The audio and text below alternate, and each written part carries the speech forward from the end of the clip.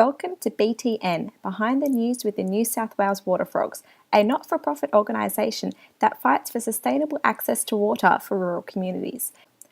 In episode 1 of our series, Access to Water and You, 2 government approaches that aim to provide increased access to water for rural communities will be analysed. Climate change has further highlighted the need for sustainable water management. The New South Wales Government provides rebates up to $1,500 for rainwater tanks over 2,000 litres. The New South Wales Government's $340 million climate change fund helps businesses, households, schools and governments save energy and water. Behind the News interviewed Peter McDonald, a fifth-generation dairy farmer who explains some of the ways that dairy farms have had to adapt and modernise the way in which water is stored and used. In this clip, Peter talks about the ways the Australian Government's Water for the Future Fund has allowed him to improve water efficiency on the farm and irrigation delivery. There would be schemes put aside for you to build dams, whether it be low interest rate, there'd be no money thrown at you, but there'd be low interest rates to do on-farm storages. And in severe droughts, they will subsidise more piping and pumps and stock troughs. If you're on the river, we've actually got a licence to pump water for stock, so there's no limitations for stock water. Like, you know, if we've got a water 500 head here, with the ability to do it. Irrigation-wise, is once the water drops to a certain level, there's no more irrigating to save stock water. But regulations on the river, that's it. There's nothing.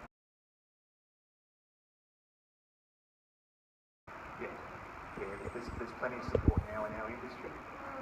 Government put aside $7 million to retrofit, install smart meters, flow control devices and improved water management systems. All goes down into the catchment effluent dam, and then we irrigate put the nutrients back on the pastures. So we use about 1,400 litres of water a day. It's down to planning, and you just need a very good system when things go wrong to how much water you need, and budget out and make decisions quickly. The environment is changing and it is getting unpredictable. Flow control devices and improved water management systems. This saved more than 11 million litres of water per year. It also includes $100 million in rebates for households to make their homes more water and energy efficient.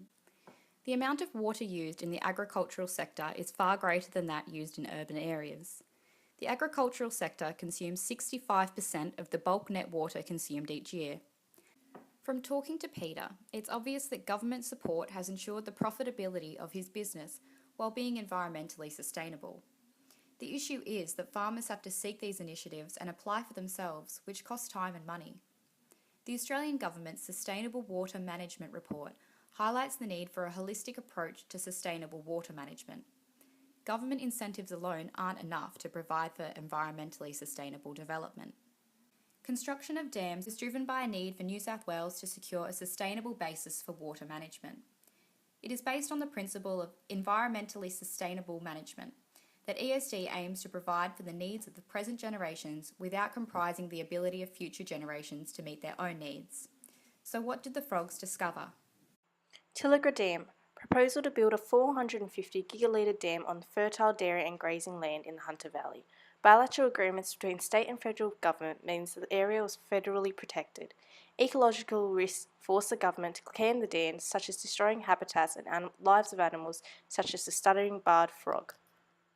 Ultimately, the following ecological risks forced the government's decision to can the dam.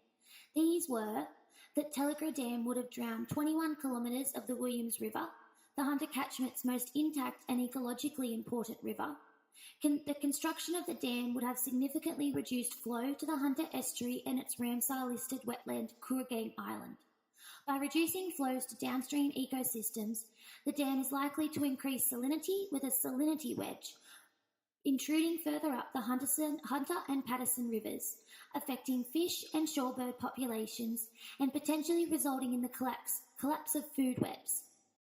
The stuttering frog is an endangered species in Part 1, Schedule 1 of the Threatened Species Conservation Act 1995. boost supplies for the Hunter and to Central Coast. We need dams. I think dams need to be built in the right spots. Industries need to be better than what they are with their water usage. I think you can always do more research.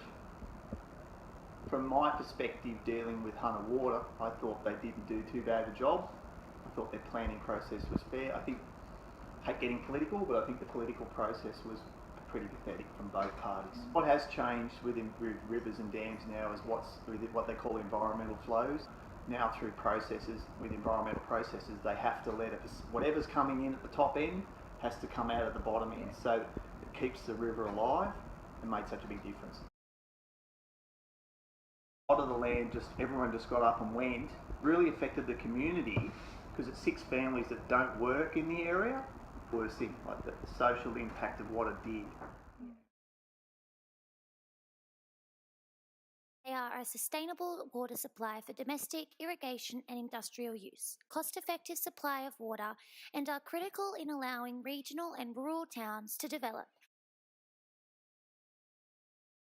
The environmental consequences of dams, including the blocking of fish migration, they trap sediments, which are critical for maintaining physical processes and habitats downstream of the dam, can lead to changes in temperature, chemical composition, dissolved oxygen levels, and the physical properties of a reservoir. Also cause sustained impacts upon the aquatic and terrestrial life in and around the rivers as the timing and quantities of river flow are altered.